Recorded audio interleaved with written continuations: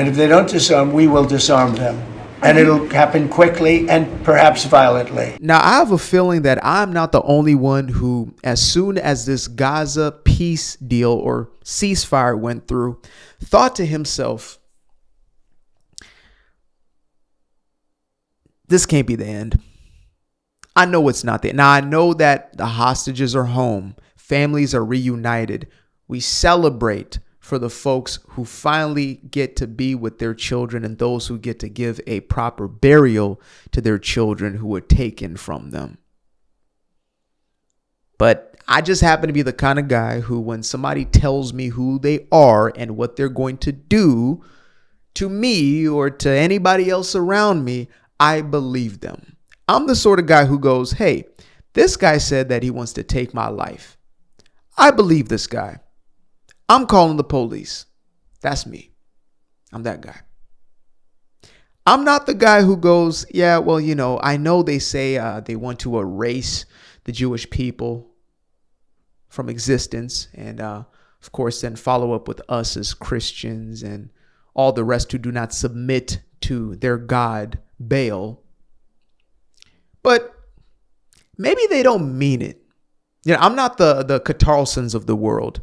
Maybe, just maybe, death to America doesn't actually mean death to America. Maybe it means, you know, a rebirth of America. I'm not that guy. I'm the guy who goes, they mean what they say what they mean. And so I thought to myself, what is going to happen if Hamas does not go along with this peace deal? And thankfully enough, I didn't have to come up with an answer for myself. Turns out that El Presidente, President DJT, has already answered that for us. So I want to go ahead and get into this first clip here. We have told them we want to disarm, and they will disarm. And if they don't disarm, we will disarm them. And it'll happen quickly and perhaps violently. But they will disarm. Do you understand me? Yes. You say because quickly. you always, everyone says, oh, well, they won't disarm. They will disarm. And I spoke to Hamas, and I said, you're going to disarm, right? Yes, sir, we're going to disarm.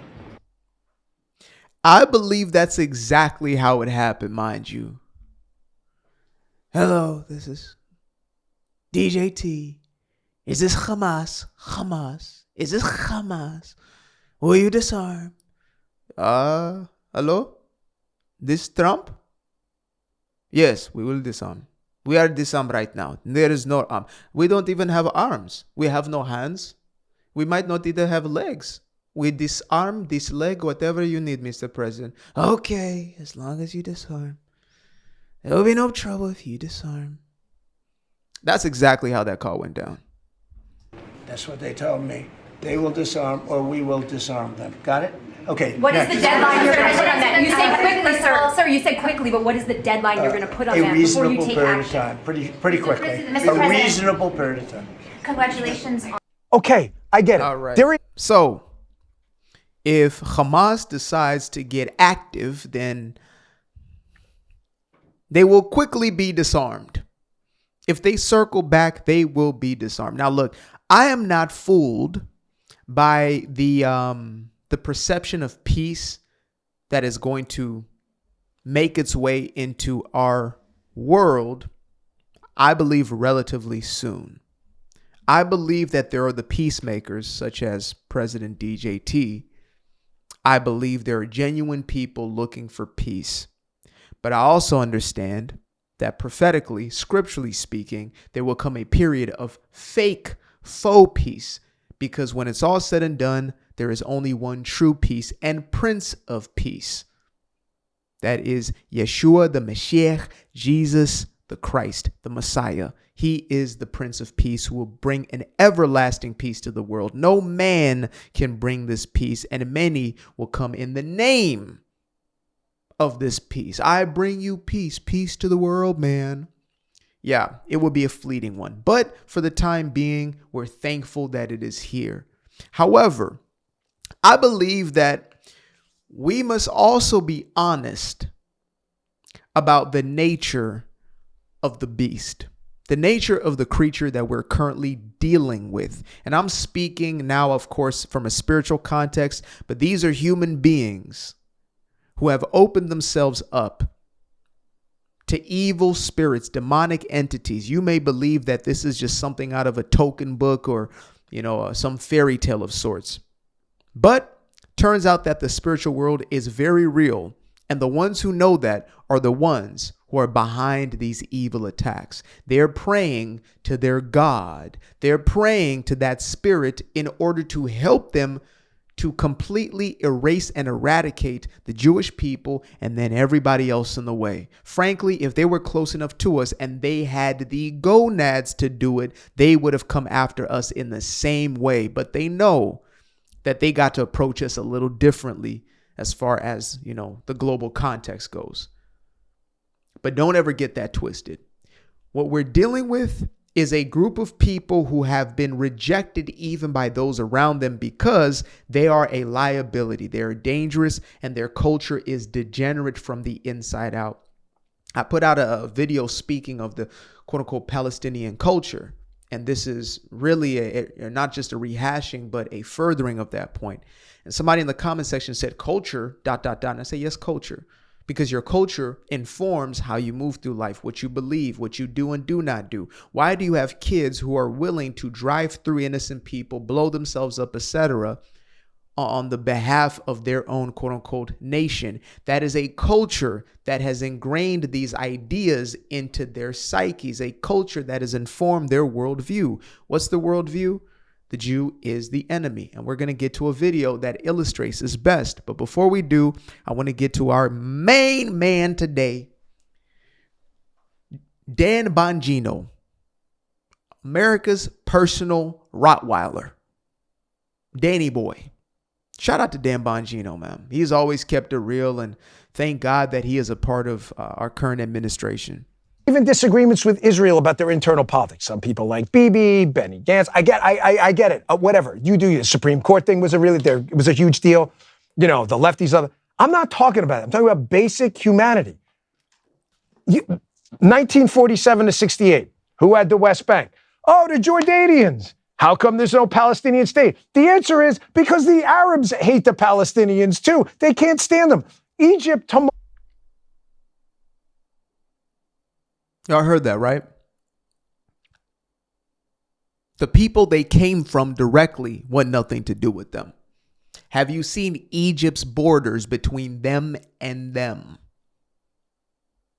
I'm just saying. Tomorrow could evacuate all of Rafah. Hey, come on in. Come on in. Everybody's going to be safe here. They don't let them in. Why? Because nobody hates Palestinians. That's not even a real group, by the way. Nobody hates Palestinians. They let that Rottweiler off the leash, boy. Oh, not Danny boy. Not Danny boy. More than the Arabs who made this group up because there's money in it. UNRWA and all this other stuff, okay? This is the biggest scam argument I have ever seen. I cannot believe how many suckers fall for this. So you know what they're going to say about him? I can read into the future. I feel like Raven Baxter right now. You know what they're going to say about Dan after that one? He sold his soul to Israel. He is Mossad intelligence. He is an asset of Israeli government. That's what they're going to say about my boy, who they used to love. Do you know that? Do you? Groypers used to love this guy. Oh, yeah, he's telling the whole truth. Oh, yeah. But as soon as the truth is around Israel, this is the interesting, fascinating thing for me. Why is it that when the truth comes around and it's in defense of Israel, showing that they were actually the perpetrator, they were the victim in this specific story here? Them as a nation were attacked, infiltrated, and there was a attempted ethnic cleansing that took place at the hands of Hamas and their enablers who call themselves Palestinians. Not all, but many. Because now they're wiping out a bunch of them as well, calling them traitors, etc., right, at the hands of Hamas. So it's interesting to me how as soon as you call out that injustice, then it's problematic. That's how I know this whole thing is demonic. It is ancient. From the very beginning, the seed that would lead to Yeshua, the Mashiach, Jesus, the Christ, the seed that would lead to him has been attacked time and time again from the very beginning of time, because salvation will come through that one, and it just so happens to come through a ethnic Jew. I know. There's going to be a whole lot of neo-Nazis and groypers and such who come to the end of this life and they have to face judgment. And the man who'll be sitting at the judgment seat will be ethnically Jewish. Yikes. Okay, so just a little display here. What do we have? I have ever seen. I cannot believe how many suckers fall for this. We have a little pep rally going on. Oh, you 7 million Palestinians abroad. Enough warming up. There are Jews everywhere. Oh, what are we going to do? Are we going to kumbaya, come together in peace and solidarity with them? We must attack every one of them on the planet Earth. Wow, every one of them. The babies too? Well, yeah, you guys showed us that, right? Okay. We must slaughter and execute them with Allah's help.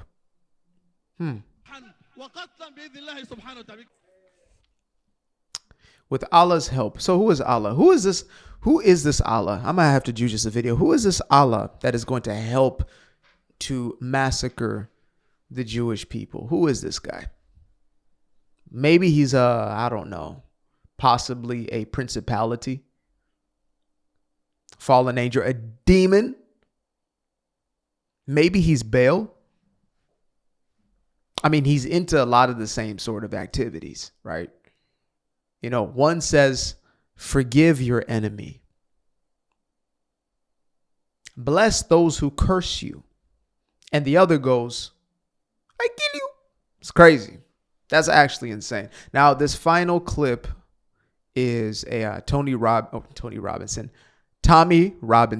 clip of his recent visit to Israel. And he got to see some, I guess, never before seen footage from October 7th. So, yeah, it's an emotional clip. I've not watched it through. I wanted to watch it in real time. But, you know, shout out to Tommy. Again, they love Tommy. Yes, Tommy.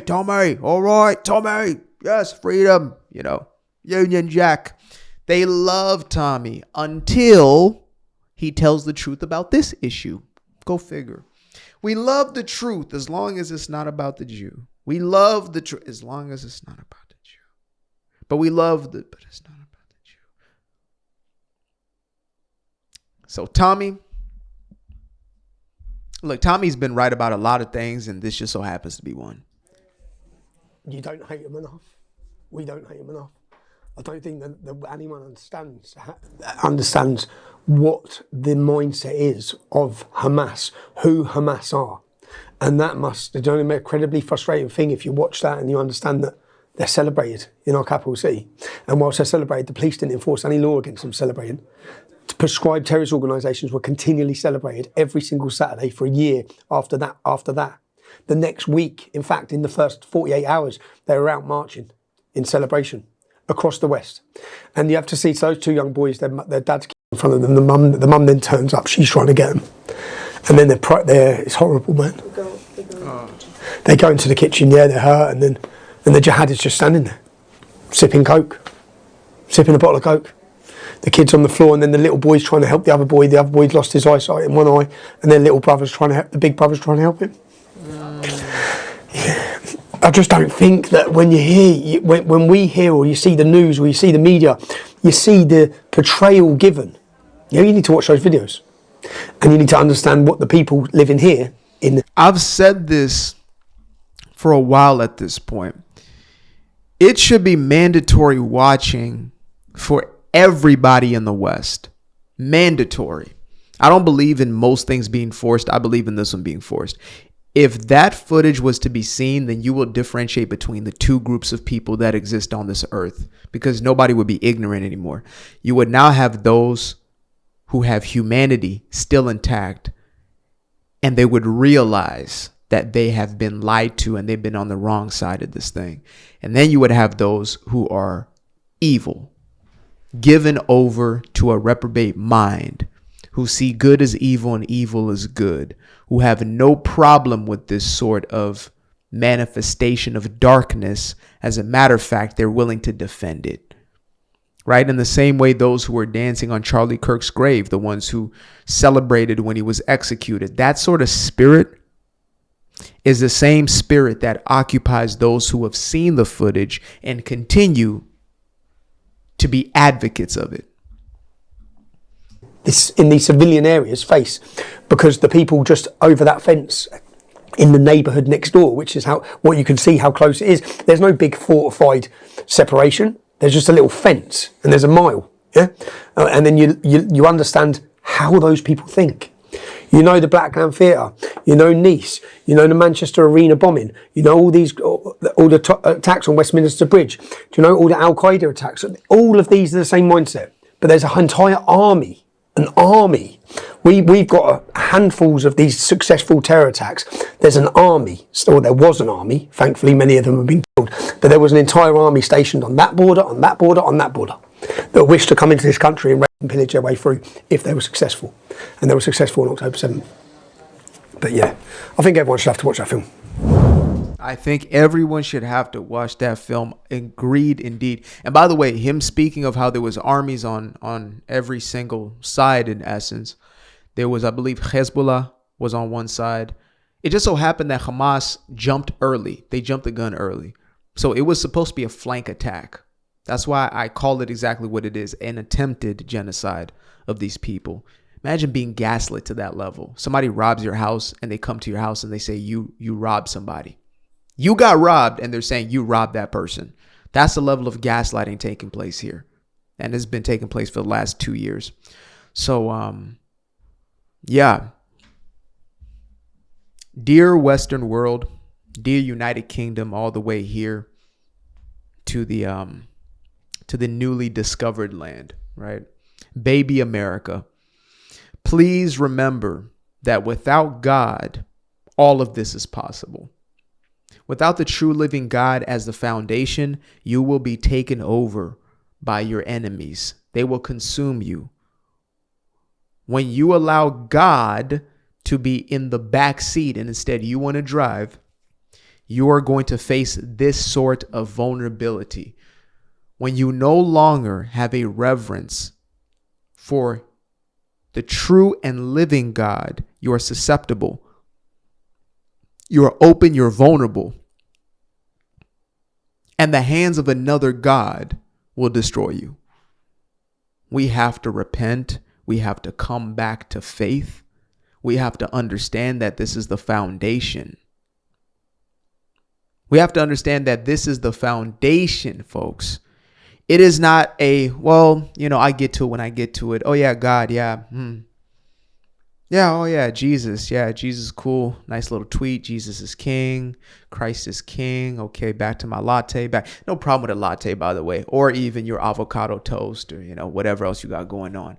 But we have become so sedentary and satisfied and satiated by the world and by its gods, false gods, little g gods, forgetting the true living God and his redemptive plan for us to not have to be a part of the wickedness, but instead we've given ourselves over to the wickedness. And then we act surprised when we are faced with the very same calamity that was faced by many who came before us because of the very same adultery. You know why it's called adultery? Because you're cheating on. You stepped out on the one that you have a covenant with. I wish that on no man, but God in his infinite wisdom and love will allow for correction to take place. And sometimes it's going to mean facing an adversary who overpowers you until you're brought to your knees and you pray and you repent and you return and you will be brought back into his glory. America didn't build itself. God allowed for, because there were godly men at its foundation, at its inception, who knew what was first, who knew what foundation needed to be laid in order for there to be success. They were not far removed in the way that we are in this day and age from why we became successful. It was not because we were just so smart and we were just so impressive. No, it's because we put first things first. There was no other God besides the true and living God. I'm not saying these men were perfect. I'm not saying some weren't affiliated and associated with some funky systems and ideologies and whatever it may have been. But at the very least, these were men with the concerted effort of putting God into proper perspective first. So if we don't do that, then the other gods will definitely make their way. And they are. Believe me, they are. The principalities of old, they didn't just go away. Their time is not up yet. They're still very much in control of these regions, very much in power. And I'm not the only one saying this. This is not original thought. This is simply a message that is being echoed through the Spirit for all to hear. And I pray that we really do listen, because we think politics is going to change it. We think policy is going to change it. Yeah, it might nullify it for a second, but it's not going to eradicate it. We need to come back. Appreciate you guys for tuning in. Now, if you'd like to stay around, make sure to click that little subscribe button down there, or you can show some love by going to the description below and clicking on the button titled Buy Me a Coffee. Leave a little something there, or click on the Cash App. Leave a little something here. Till the next time, peace. I've been up for hours, I've been up for days, yeah. Staring at the ceiling, I've been counting strays, yeah. I've been in my feelings, I've been out of mind. I've been getting visions of the other kind. Yeah, I've been up for weeks. I'm in the count of blessings over count of sheep. I can never be the type to limit when it comes to me. I used to be the pleaser for the people I ain't even need.